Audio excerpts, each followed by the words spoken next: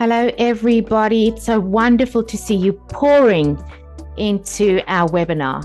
Thank you so much for being with us today. We are thrilled, absolutely thrilled to have you join us for this webinar. And I'm sure we'll get more people join us as we go. So yes, I'm hoping we can get started. Thank you so much. And let me introduce to you my fantastic panel today. And these are my partners at Ignite Purpose, as well as, some is my strategic partner, some is my business partner. So I'm going to start with Anel Jacobs. Anel, thank you so much. Anel's our managing director in South Africa, and she's based in KwaZulu-Natal. Anel, would you just like to say hello to everybody? Hello, everyone. Here from a quite coldish KwaZulu-Natal. But yes, very glad to be on this. And thank you for joining us. And I just hope you learn a lot and take this to heart. You are going to enjoy this. Welcome. Thank you, Anel. And the two other panelists we have is Karin and Suzanne.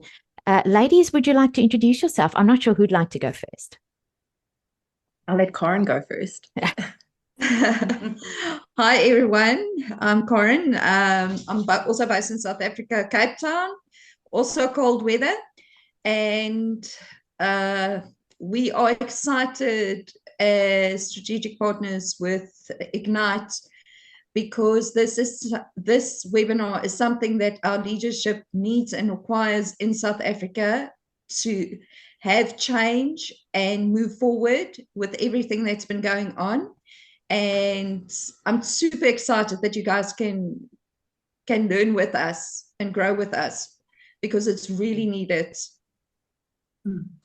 Wonderful. Awesome. Go, Suzanne. Hi there, guys. I'm Suzanne. I'm based in Gauteng. I'm partnered with Karin. Karin and I are partners at Strategic Talent Solutions. And I'm very excited to see what we're going to be talking about. And this is absolutely needed, as Karin said. I think everybody's under severe pressure at the moment, and we need an opportunity to breathe and get clarity and help our leaders, really. That's what we're here to do. Beautiful. Thank you, ladies. I'm going to ask you to put yourself back on mute. Thank you so much. And yes, let's get started. All right. So this is the Arise Activation Series. We're going to be running this for our regions all over the world. And we're starting, obviously, in my home country, my country of birth, South Africa. I feel so like I've come home. And the key theme here is from crisis response to leadership renewal. So I'm your presenter today and your facilitator, Christina Foxwell. I'm the founder of Ignite Purpose. And I'm incredibly passionate about the work we do to make a difference in people and organizations. I'm going to share with you quickly our South African leadership team, who are my partners in this journey of really extending in South Africa. We've got next to me on this little slide, we've got Dr. Lenny Modisani. Dr. Lenny and I came across each other when I was researching the Arise program, and we started our research in healthcare professionals. And Dr. Lenny is one of our shareholders and a strong leader in our practice. So I'm so excited that he's part of our organization. Next to him is his fabulous son, Tebogo Modisani. Tebogo couldn't be co-presented with me today, but he sends his regards to everybody. He's our director of growth. And then Anel, our managing director. And then to the far right, we have got Wendy Phillips, who used to be my managing director when I was in South Africa 18 years ago. And my husband, John, who's the co-shareholder of Ignite Purpose Global. We have brought Wendy in as our advisor and as our CFO in South Africa. I'd like to introduce you to the most fabulous group of people that I have with me here in our strategic partner cohort. We've got Dean Johnston. What a magic human being, based in KZN. Absolute joy. Unbelievably great coach and consultant. We've got Karin Rautenbach, who I worked with at Kelly in recruitment years ago, must be 25 years ago. And our paths have crossed quite a few times, and I am thrilled to be a strategic partner in strategic partnership with her and Strategic Talent Solutions. And I like that they're doing talent solutions with her partner, Suzanne Botha, who is a director of Strategic Talent Solutions as well. They're doing amazing work in the human capital space. We've got Debbie Simpson-Little, and Debbie and Dean will be presenting on my panel in South Africa. We're going to do another session in a month's time. And Debbie is also from our past. I feel like we went and collected all us similar people. And Debbie's the managing director of the Human Advantage. And then we have Madeleine Pretorius, who's the CEO and founder of Skills for Africa, who is one of our panelists today, but we just couldn't get her on the call. So we send you much love, Madeleine. You'll probably have to be on the next round with Debbie and Dean. All right, so a quick introduction just to who Ignite Purpose is. I founded Ignite Purpose 13 years ago.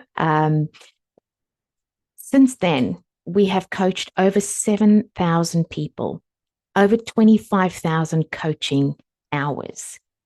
We do transformation work. We help leaders, organizations, and people transform who they are, how they work, and how they engage in their world. So you can have a look at all these areas around here, and everything we do data-led, which means we do pre, post, and during measurement, and we pivot our solutions as the organization is moving in whichever direction they need to. So what we always say is we partner and we walk with you.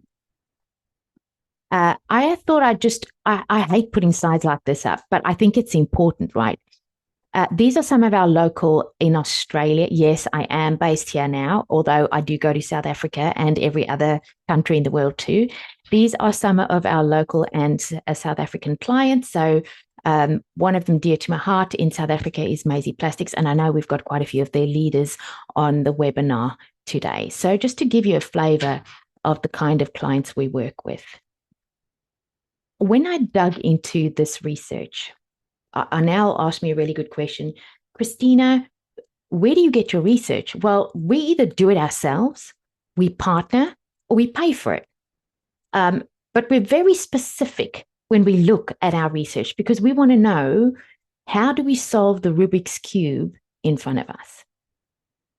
Now, when I was little, I just used to stab it and break the whole Rubik's Cube open, right? And then try and put it back together. That's never going to work. So what we've got to do is we've got to look at the data. So what we know is that there is a shared reality and an awareness in South Africa. Not just South Africa, but I think South Africa is so ready for change. So ready from the conversations we've had. There's an activation gap between awareness and action. And what we found across South Africa is, this is what leaders have said, resilience is vital, but it's often mistaken for pushing through. Just suck it up. My favorite thing used to be, just pull yourself towards yourself. I don't need to hear your story, just suck it up and go. It isn't actually that, and we'll share a little bit of that with you today. Culture matters, but without action, it remains a poster on the wall. Often we do all these culture activities, but it's an activity. It's not actually measured, it's not connected, and the dots need to be connected, so we'll take you through that today.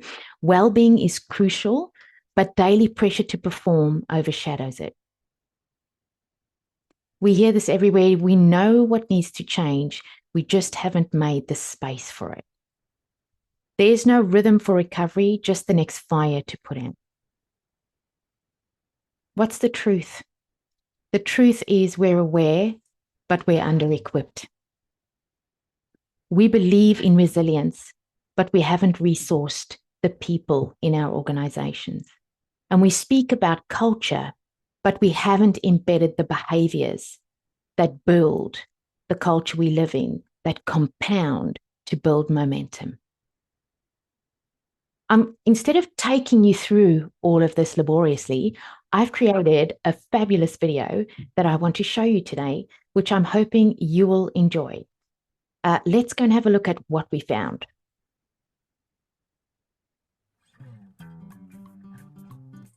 I've seen firsthand the resilience of South Africa. You know, we are no strangers to pressure. We know how to hold the weight. We push through, we rise. But lately, that rise has come at a cost. And that cost, it's showing up in quiet ways, in the tired eyes of leaders, in the disengagement of teams, in the silence between meetings.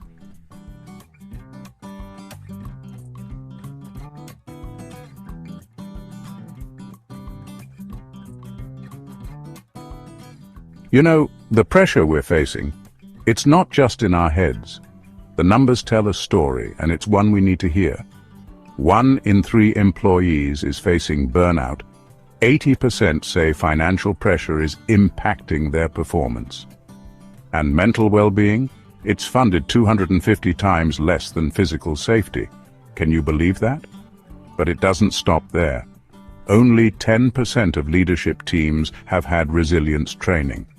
46% of organizations never review their culture. And listen to this.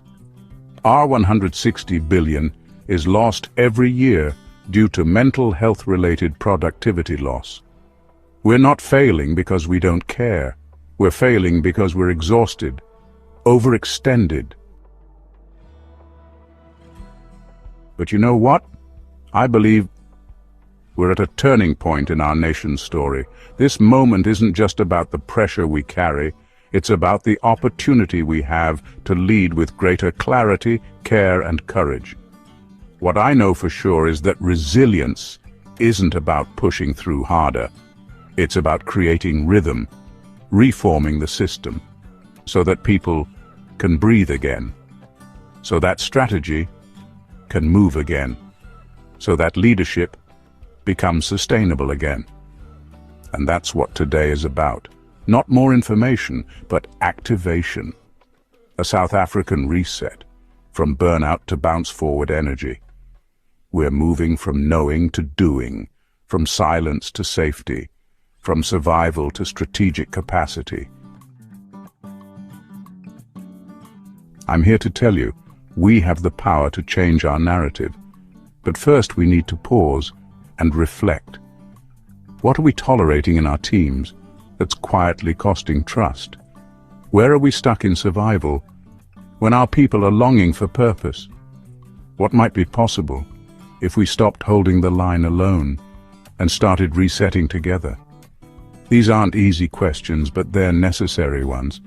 They're the key to unlocking our potential, to moving from where we are to where we want to be. Today, we honor the truth of where we are. We reconnect with the power of what's possible, and we begin the shift from coping to leading forward.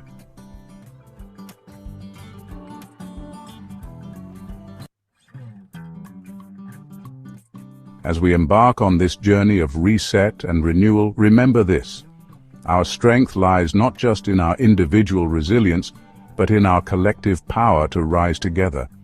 Today, we honor the truth of where we are. We reconnect with the power of what's possible, and we begin the shift from coping to leading forward. Welcome to the South African Reset and Arise Activation Conversation. Let's begin together.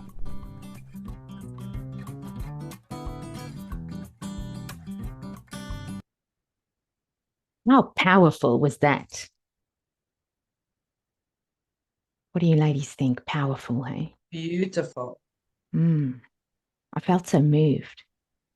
All right, for everybody that's in this webinar, I have a few questions and I'd like you to write down as we go. So we're going to reflect together. And then I'd like you to open your chat box. And I'm hoping I've made chat available to everyone. Yep. I'd like you to drop one insight in, but here's the first question. What are we as leaders tolerating in our leadership, either our team or even ourselves, in our systems, in our culture, that's currently costing us trust, performance, and well-being? First question. Second question. What's been normalized in our workplace that, if we're honest, it's quietly eroding care, clarity, and connection? Where have we accepted survival as success, when deep down we know our people are craving more purpose, belonging, and direction? What habits or beliefs are we still holding on to that may have served us in crisis but are no longer serving us now? What patterns of burnout, silence, or disconnect are we allowing in ourselves or others that no longer align with who we say we are? If you're thinking about this and anything comes to mind, and you would like to drop into the chat, I've just made it available for you to drop an insight into the chat. Karin van der Merwe has raised her hand.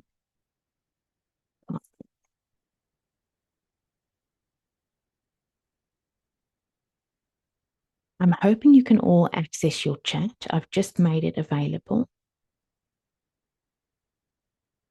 Yes, no, maybe. Oh, there's the Q&A. Chat is disabled. Thank you, everybody. I have just hopefully enabled it. There we go. Procrastination. Thank you. There we go. Everyone's dropping information in. Yes, we can. Not resting when tired. It's a major issue. I totally agree with you. Being visible, long hours as a badge of honor. I know I came from investment banking. To work on a weekend, you had to do that to prove you were actually a contributing member of the team. Ignoring culture. Charismatic founder leaders trying to push everyone as hard as themselves. People just cannot. I have to say to you, yes. Not seeing mental health as a valid reason. Oh my goodness, it's all coming in here. Laziness and, oh, you guys are so fast. You're fast on the draw. Not honoring people as people. Powerful. Gossiping. That just erodes culture. I have to say that to you. Operating from a place of fear. No psychological safety. Yes, yes. Not leading with compassion. Tardiness. Workplace culture. Lack of discipline and accountability. Lack of empathy and compassion. Not being seen and not heard. Mental health is whole health. We don't take our heads off at night. Thank you. Whoever said that, that was gold for me. Unethical behavior. Lack of professionalism. This is exciting. I just love it that you're all participating. Leaders' failure to support employees, create trust, or communicate effectively. The shift needed in leadership styles to be more supportive and respectful. Yes, yes, and yes. No commitment, productivity, or work purely for the job. I've got to work more than just the job. The paycheck alone is no longer something that's going to engage me, in actual fact. I love this. We're going to make all these chats available. We're going to put it through our algorithm and send it to you. You are just such an amazing group of participants today. Micromanagement. Quiet quitting. Yana, is it Shana? Absolutely. It's costing our organizations so much.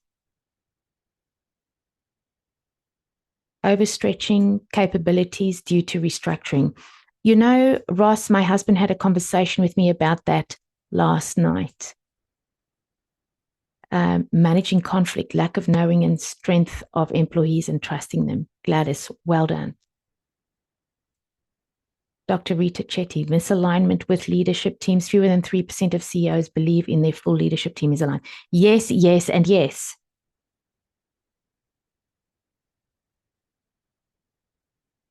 Panelists, I hope you're taking this in. It's like I'm standing next to a fire hose trying to drink water from a fire hose at the moment. It's just... Really, it's brilliant. Love the engagement. Leaders, you are outstanding. I'm going to move on. You can keep dropping stuff in there because I love it. In South Africa, we're used to doing more with less. But I don't want us to allow resilience to become resignation, because resilience isn't taking on more necessarily, or how much more can I carry? How do we create that bounceability in our organizations and our people where they're able to move forward through things? I don't want to let us mistake coping for thriving. People are coping, just coping, barely coping. This isn't just another webinar, it's a leadership reset. I hope you are all with us on this journey. And my challenge to you, thank you, Deborah, lack of empathy, today is let's choose to see and then choose to lead differently. Thank you, Lorraine. I love it. We are surviving, not living. It's like you've taken all the words out of my mouth that we're going to cover today. Anel says, absolutely, I'm reading her lips. Okay. Our beautiful guests are running this webinar for us. This is amazing. You are amazing. Okay, here we go. I'm going to do a poll because you guys are so engaged. We're now going to have a look how this works. So I've never done a poll before. So please, I hope it works. Okay. I'm going to launch it. All right. Can you all see? Is the poll coming up for you? Marilyn raised her hand. Yes. Okay. So I would like you to contribute to this poll, please. What are you holding right now as a leader? That's the first question. Beautiful. Now, I can see burnout in my team, but I don't know how to intervene. I'm stretched trying to hold performance and people. We talk about culture, but it feels performative, like it's a show. I'm deeply aware, but unsure how to activate real change. I'm stretched trying to hold performance and people. This is reality. Okay. I feel hope, but I need the tools and space to lead better. You can see we're data led, can't you? I love data. Data makes my brain explode because then we're hearing from you. Look at this, 48%. Okay. This is amazing. Thank you, Miriam. Survival is equal to having a job. Okay, do you see you're not alone?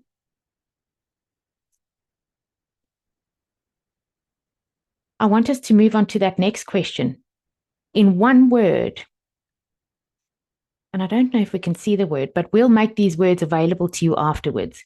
In one word, what's the weight you're holding right now? Let's go on to that next question. Oh, you guys are so fast. You're like moving through this. What best practice describes your current leadership experience? I'm leading well but tired. I'm stuck in survival mode. Look at that, 80%. I'm overwhelmed and it's showing. Thank you, leaders. Thank you, leaders. Let's go on to that next one. Where is pressure most visible in your world right now?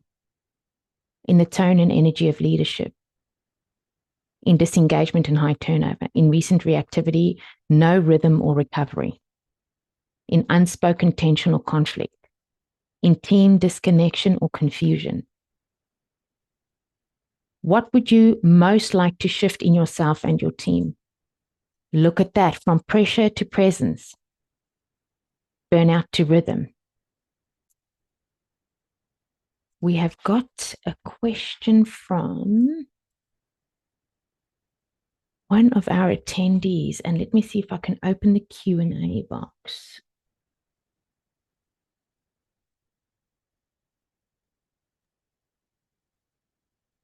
Don't know how to do that. Let's just see.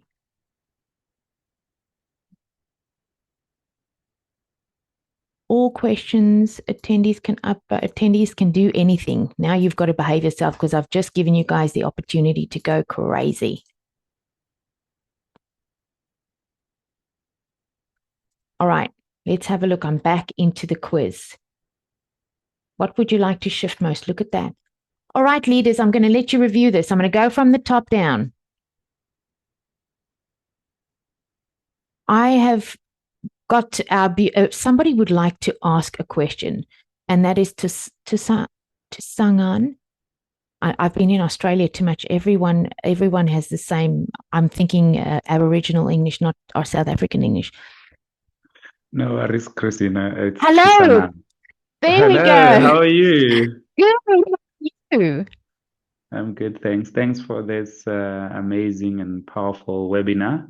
It's a pleasure. And definitely, you can see the issues we're grappling with. But you know what? The last two questions, I think we all missed the pulse if you checked the chat platform. I think the first one we got, but the subsequent quiz or questions we did not see. Okay. Well, what I'm going to do is we're going to send them to you. Just hang on. And we're going to circulate back to everybody that's attended the key insights. Because for me, it's the only way we learn when we see the data. Perfect. Thank you. Does that work for you? Excellent. 100. Yes. Thank you. Thank you. Thank you. Thank you. And this is the first time I've done a poll, so thank you for your patience with me. Okay, let me just go back into the poll, and I'm going to end it because I've got share results. There we go. Oh, now it wants me to share results. I don't know how to do that. There we go. And as I said, I will be sending it to you. All right. As I just close some of these windows. Okay. I'm going to take you through some data. So I hope you're ready. I hope you've got your pens ready. I hope you're curious. In a recent study that I've done to understand the challenges that CEOs are grappling with. We did it over 12 months. We did it in conjunction with a media business called Big Smoke, and we uncovered some sobering truths.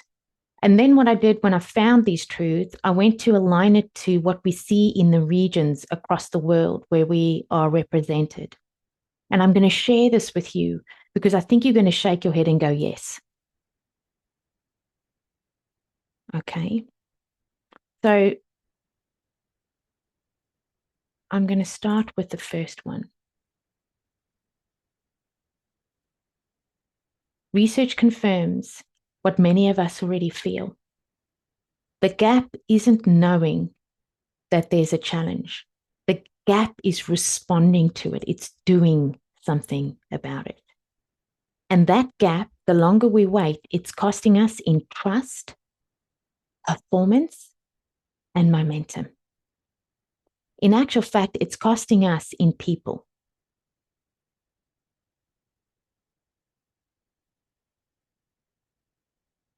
Here's our first bit of insight.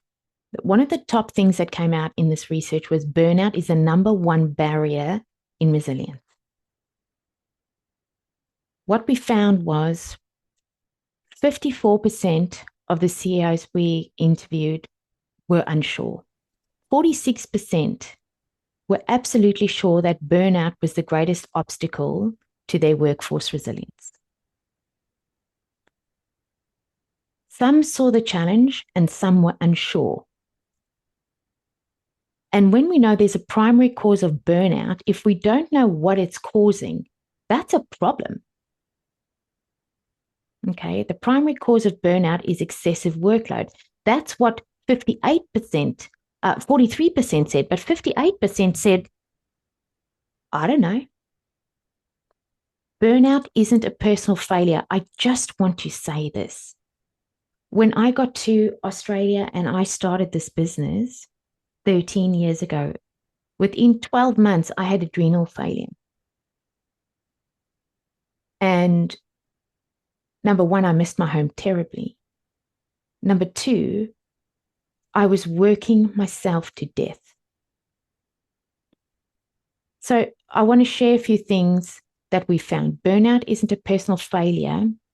In actual fact, it's a system design issue. Yes. Yes. Okay. And I'm currently speaking to quite a few of our global clients around the systems that organizations have created that served them once, are they still serving them? Has the organization evolved enough? I'm so sorry. I've got everyone on the screen. Let me move everybody off the screen so you can see.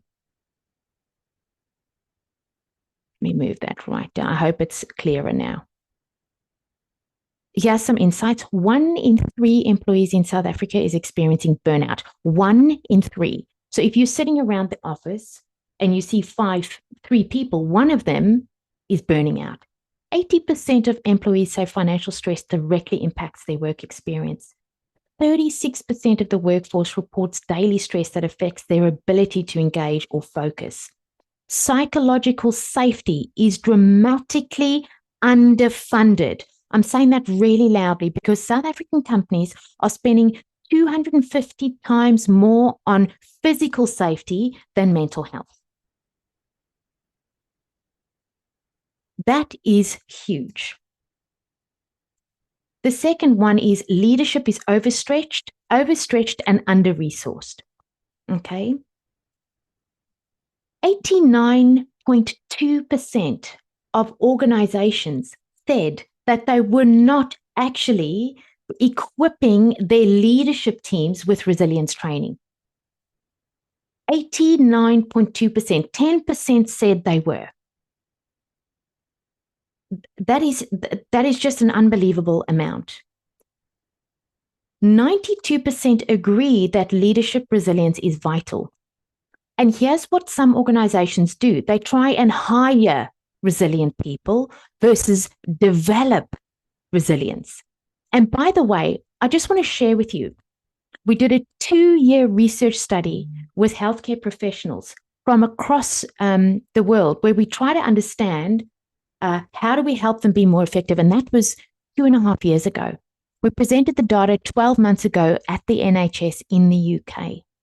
And what we found is resilience is not just your ability to bounce, your ability to bounce forward, which means to stop carrying all the things you're carrying and to be able to be free of some of those things. But we're not teaching people that. We're teaching people resilience is how much you can take. That is just wrong. Okay? There's intent, but no activation. Leaders are asked to hold the pressure without the tools to support them. What we found was psychological hazards in the workplace cost around between 12 and 19 billion rand annually. And this is due to absenteeism, driven by stress, burnout, and disengagement. That is huge. 70% plus of South Africans experience high stress levels, many so intense that it impacts their ability to work or function. When we started this research 2.5 years ago, we were looking at healthcare professionals as our frontline workers post-COVID. Now it's just kind of opened our eyes to some of the real big challenges in the world.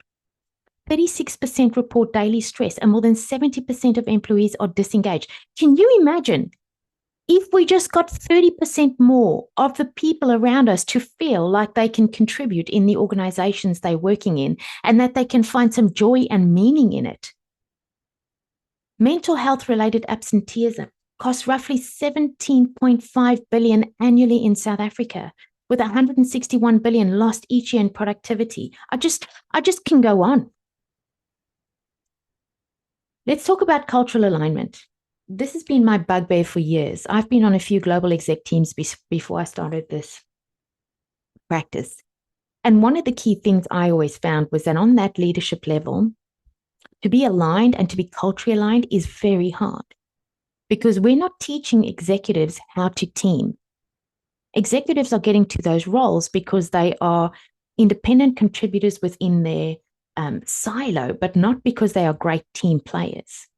So here's the opportunity and the challenge. When we ask CEOs what this looked like, 51% said their leadership is not aligned to cultural building goals. So this wasn't about better together or us working as an organization. It was very siloed. Only 1/4 of the leadership team were actually aligned. And that's what 3% of the CEOs we interviewed, we got that information from.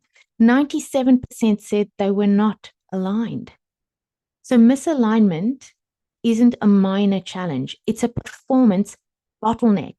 And often when we work with executive teams, it's like blood on the dance floor. You might be smiling to yourself now, but it's not always a really healthy space to be in. Only 24% of South African workers are actively engaged. I'm coming back to culture here, right?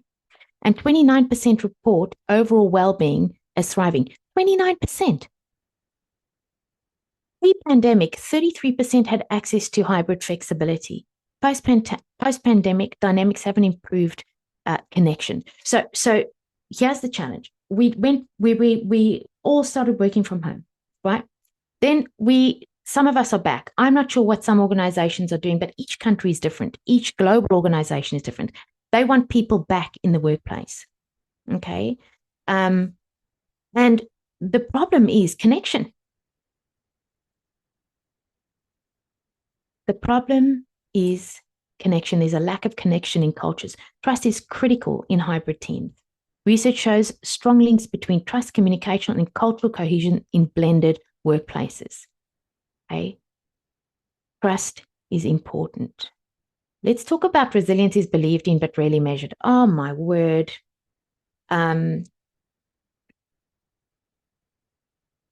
Here's the critical factor. Okay? We agree, 98% of the CEOs we interviewed agreed that resilience is critical for success. And I think you must be shaking your heads going, yes. 57% of them don't actually measure it.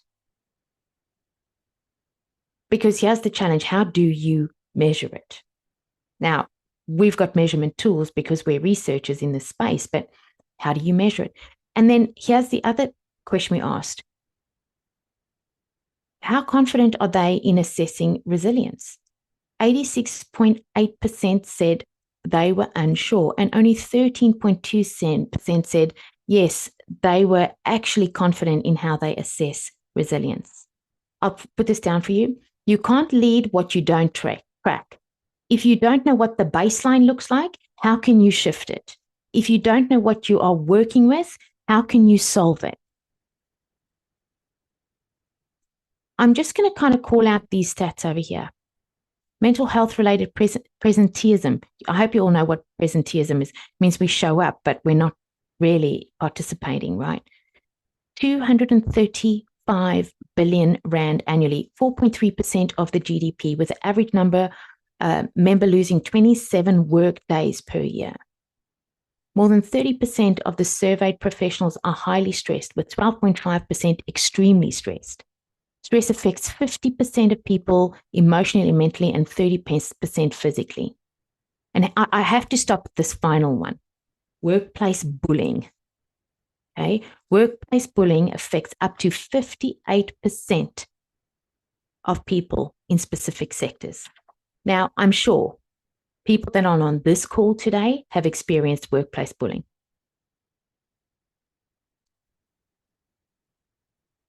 Let's talk about culture.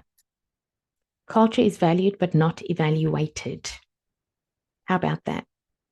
Culture is a poster on the wall, but we don't evaluate it to actually address the things our people are telling us. So 87.9% said that they agree. They believe culture supports business success. These are the CEOs. 12.1% were unsure. 46.5% said they never evaluate their culture building activities. 53.5% evaluated, but here's the challenge. What do they do with that information? And finally, only 8% measure culture quarterly. 92% is irregular. Now, without feedback loops, culture is just a slogan on the wall. It's just a mission statement out there. It's just something we want to live to, but it's not something that's tangible. A third, I'm only going to give you these two. A third of South African workers hide their mental health challenges due to the stigma of fear of career repercussions, highlighting a lack of psychological safety and a foundational element of healthy culture. Burnout and disengagement on the rise, with over 70% of employees not engaged at work. Rah-rah activities are just no longer enough. Let's talk about leadership communication.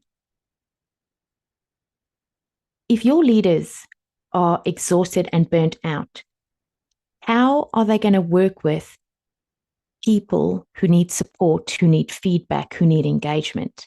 The answer is they are not. Our survey found that only 41% of CEOs believed that they were confident in their leaders, that their leaders were equipped for difficult conversations around resilience and performance. 59% they said they are not confident. I think when we look at this, we need to equip leaders to be able to lead themselves first. 52% of employees say they're experiencing bullies or psychological harm. And in South Africa, it's not the crisis that breaks the team. It's the conversations that don't happen. 41% of employees name their leader as their top source of stress. That is tragic. And I have been there. And it's one of the reasons we do the work we do. I'm going to land on purpose. Some of you have spoken about purpose in the comments that you've already left here. Yes, you will absolutely get this presentation sent through to you. You're going to get a whole lot of stuff sent through to you. So please, I'm going to send it to you. Is purpose important? 73.7% agreed that it's important. Some say it's extremely important. Yet they admit it's not linked to, and here's the doozy, decisions, team rhythms, and performance structures. Purpose is important, but what are we doing? How do we make it come to life? It's not coming to life, which means employees expect employees to contribute to the social good. They do. If you look at the new generation, they don't want to be owned. They want to contribute. 75% of South Africa risk experts believe that employees are now expect companies to address burnout. So 75% of experts in risk say that the people in the organization expect that the organization support burnout mental well-being. That doesn't mean it's happening, by the way. Purpose-led businesses during 2021 unrest in South Africa saw higher employee engagement and more volunteerism, showing that when purpose is lived, it strengthens trust and loyalty. And many leaders still focus on short-term profit and operational survival. And those organizations risk losing great talent to more value-aligned organizations. People need purpose to come to life. Right. What we're talking about here is not about resilience grit, like how much more can you take or, can you stand it? This is about resilience as a system reform. For too long, resilience has been mistaken for endurance. But in today's South African workplaces, the data tells us a completely different story. People aren't disengaged, they're overextended. They're still showing up, they're holding the line, but they're doing it under systems that are frayed, reactive, and unsustainable. And people care. I'm a South African, I care. I only want to hire South Africans at times because we just show up, we keep going, right? We're just this ever-ready bunny, but we're stretched thin. Resilience isn't built through pushing harder, it's built through system redesign. And as leaders, we really have to shift from that pressure component to purpose, from grind to growth, from burnout to breathing space. And that is 100% where sustainable performance lived, not in willpower, but in rhythm, reset, and renewal. Now, I'm very, very excited to introduce my panel again. Now, where have those beautiful ladies gone? Ladies, you've probably got to take yourself off mute. We are here. You are here, and I'm very excited that we're talking today about our insights, because you are all coming from different places, and we've got talent experts and we've got commerciality. Now, the purpose of this panel today is really to help explore some of those human, cultural, and commercial costs, and the truth that we can share with some of these leaders. So I'm going to start with Anel. Anel, what's the cost we're seeing in real terms when organizations delay change? I see it from a leadership insight point of view. It's when strategy, as we said before, isn't activated, performance becomes inconsistent. We shift from leading through to systems to the management systems. We manage the systems, not the people, and reacting to problems instead of preventing them. So executives in the role they define should be embedded into daily rhythms, decisions and behaviors, which we also help people with. We strategize when strategy just lives on paper. It never, ever gets done if it just lives there. All it creates is a firefighting situation. So you are killing all the fires around you, but not doing anything about it to plant, regrow, recalibrate. So, the organizations create instability, which they should rather move over to accountability, stability, and scalable performances. So the question I have is, does the company have a strategy, or is our strategy alive in the way we lead, measure, and respond? Beautiful question. Beautiful question. Thank you. I'm going to move on to our strategic partners from, never mind, Karin and Suzanne. I keep calling Suzanne Suzette. I don't know why I apologize. Please, brain freeze. A nickname, don't worry. I have a question for you. From a talent perspective, what are leaders tolerating that's costing them future fit teams? Karin, you want to Suzanne, that's your question. So I think when we look at some very specific things, like onboarding to burnout, and what we've seen in so many organizations is they either create a really complex onboarding or overwhelming onboarding process for new employees, or they just chuck them into the deep end, and there are very unrealistic expectations or no expectations set for them to perform in really, really short periods of time, which obviously lead to quite huge distress for these new employees. And we all know that decisions are made very quickly for new employees when they start in that business. Within 2 to 4 weeks, they decide whether or not they're going to stay in that business, which obviously really is a costly thing for talent retention. So when we're making onboarding processes, when we're setting up our onboarding process, we want to ensure firstly that the candidate feels like they're valued, that there's time taken to set those realistic expectations upfront, because that really creates that level of comfort. And that's when you see fast tracking to real productivity. They just fly because that foundation has been set. And remembering too that your employees, especially the new ones, are your biggest brand ambassadors. They're the ones that are super important when you're building that brand EVP.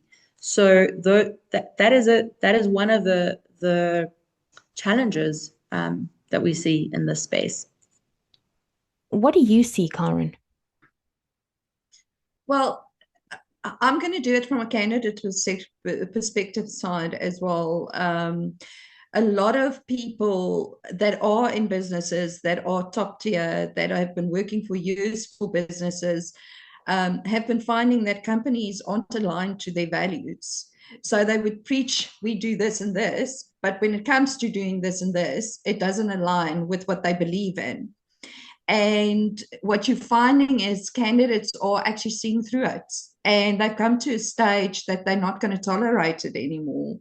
And to retain staff is more important than to employ staff, because to give you just an idea, when you replace a person in your organization, studies have shown it's about 300,000 a year that you take out to replace that person, where you could have retained a person at a lesser cost.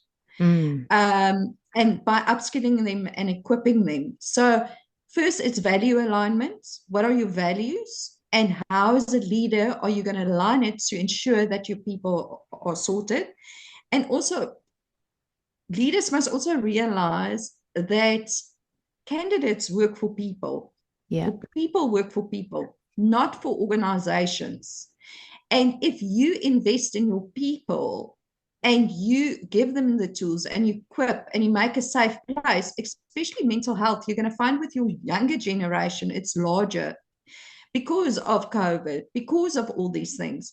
So if you invest in your people, then the rest will come. So it might be a short-term solution to just replace and go on and on. But long-term wise, if you just invest 3 or 4 months or the whole time within your people, you're going to save a lot of cost and you're going to have a lot of loyalty. So beautifully said. So beautifully said. Now, I'm gonna read 4 things that I think we should do, and then I'm going to dash on. And I know we're running out of time, so we're just going to try and do the best we can. What I think organizations should look at, and Karin, I'm just going to jump on what you just said. It costs me less to invest in the rhythm, the systems, and the support for people than it does to keep replacing people. And we've got to get to the point where executives are willing to look at that and where leaders are able to lead with more courage. So I've got a little kind of statement here. South Africa's resilience isn't just about coping, it's about capacity building. If we don't redesign our system to support people, we're going to keep watching great strategies stall and people fade. I think that is powerful. And the real risk isn't poor planning. It's not activating what we already know matters. Culture, leadership, alignment, and rhythm. These aren't soft things.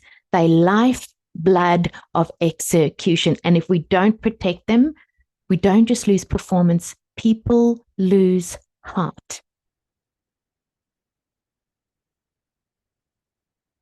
I'm going to share this quick diagram with you, which will be in the slide deck that we will be giving you. We want you to recognize the gap between knowing and doing and the impact. All right, so if resilience is not built within the frameworks of the organization, there's leadership fatigue and slow decisions. Leaders can't make decisions. When resilience is activated, there's an increase in productivity and a decrease in absenteeism. When your culture is not measured, there become shadow cultures in different teams. There's inconsistent behavior, and then we just suck it up, which fractures our culture.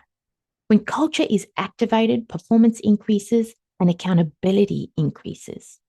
When burnout is ignored, turnover rises and there's silent attrition. When burnout is activated, turnover drops and stability skyrockets.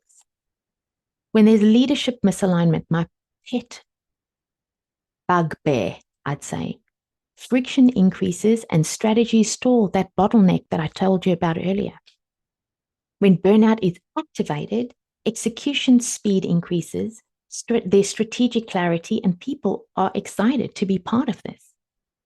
When purpose is disconnected, people go, oh, we've heard that story before. The cynicism rises. And your brand's trust is reduced because people live the brand and that's what your customers experience. When purpose is activated, your engagement skyrockets and there's growth. Can't put it more simply than that, can I? Today, you've heard the truth. You've seen the data. You've felt the tension between what we know and what we still tolerate. 1 in 3 employees in our organizations is facing burnout. 41% say their leader is their top source of stress. Only 10.8% of leaders have received formal resilience training. Culture matters, but nearly half don't even measure it. Let's be clear. We don't have a knowledge gap in South Africa. We have an activation gap. The power of activation is this. It's not just talking about values. It's embedding them in everyday behavior. It's not just naming the problem. It's equipping leaders with rhythm, tools, and presence. Are you just saying, we care about culture, or are you measuring it, modeling it? Do you want resilient teams? Then train and support at every level. If you value your people, build systems that reduce burnout. Are you simply holding the weight, or are you reshaping the load? Are you admiring the problem, or activating the shift? At Ignite Purpose, I believe activation isn't about adding more to your plate. It's about clarity rhythm, focus. So you and your people don't just survive pressure, you thrive through it. Clarity in complexity, cut through the noise and focus on what matters. Confidence in decision-making, lead with intention, not reaction. Reduce leadership load. Activate your people, don't just carry them. Sustainable performance, build rhythms that last. Legacy and culture impact. Lead in a way that lives beyond you. Because leadership isn't just about holding the line. It's about reshaping the system so your team can rise with you. So here's my invitation. Take the high performance diagnostic. Reflect deeply on where you are and where you're stuck. And let's activate what matters most together. This is the moment. Not to do more, but to lead with more courage, clarity, and connection.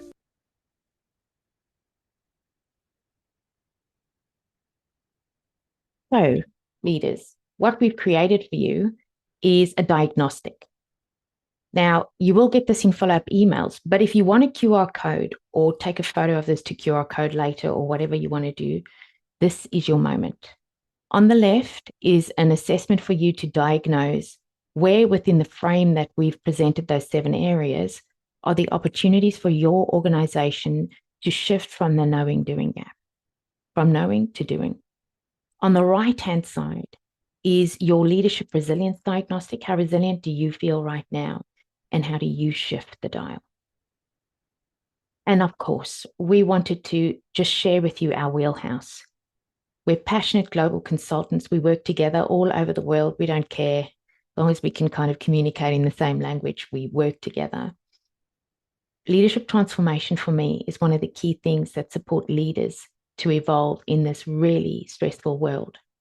We have got our flagship clinically researched Arise Resilience program for leaders and for organizations to support internal resilience that impacts the culture people are living in.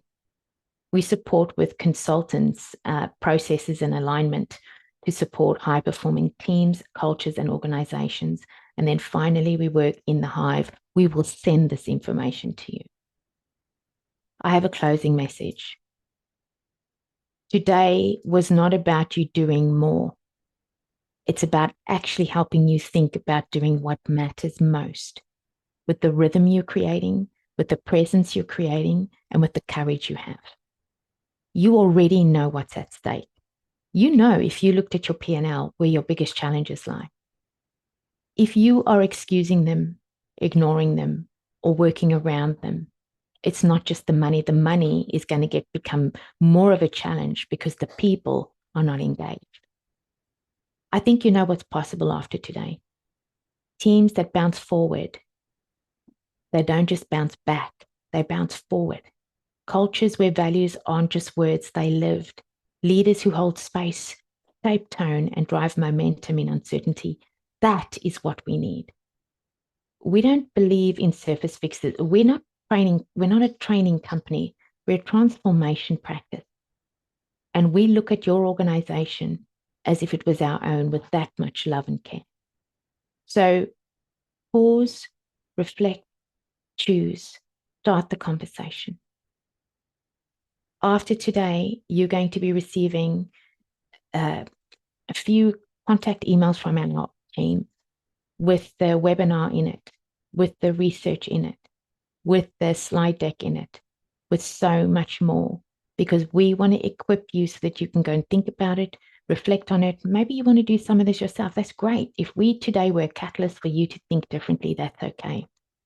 If we are a catalyst for you to have a look at how we work with you, that's okay. Change has to happen, and we want you to go first. I want to thank you all for showing up today. My name is Christina Foxwell. I'm the lead researcher, CEO, and I'm just a human being. Absolute passionate lover of South Africa. We will be repeating this webinar in 4 weeks' time with some of our other strategic partners. So if you would like to invite others to join, please drop us an email. We would like them to be here to hear. I'd like our panelists to quickly say goodbye to you, and then we'll wish you well. Ladies? Thank you so much, everybody, for joining. It was absolutely brilliant. Thank you for your participation as well. Awesome stuff. Thank you, Suzanne. Anel, you're on mute, darling. I've been reading the comments in the chat box, and it's amazing to see how hungry people are for this type of work. So I'm so grateful that you joined us, and for our panel that's sitting here, plus some of our partners and our brilliant CEO, to make a difference in your life. Absolutely. We've got the tools to do it. So I think words should go over into action. And thank you for being here. We really appreciate it. And Karin. You're on mute, Karin. Oh my word, here we go.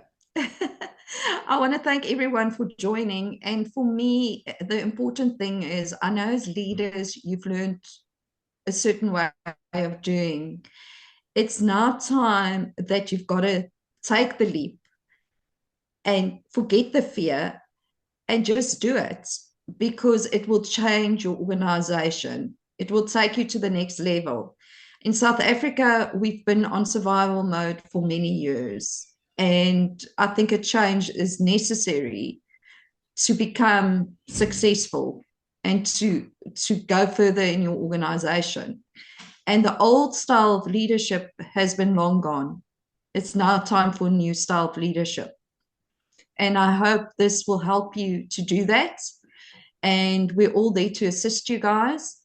And I really want to thank you for joining us. So with that, we're going to say have a beautiful day further. And we look forward to being in touch with you, to answer any questions, and to send you what you need. This is from me and the Ignite Purpose crew. We say take care. Bye.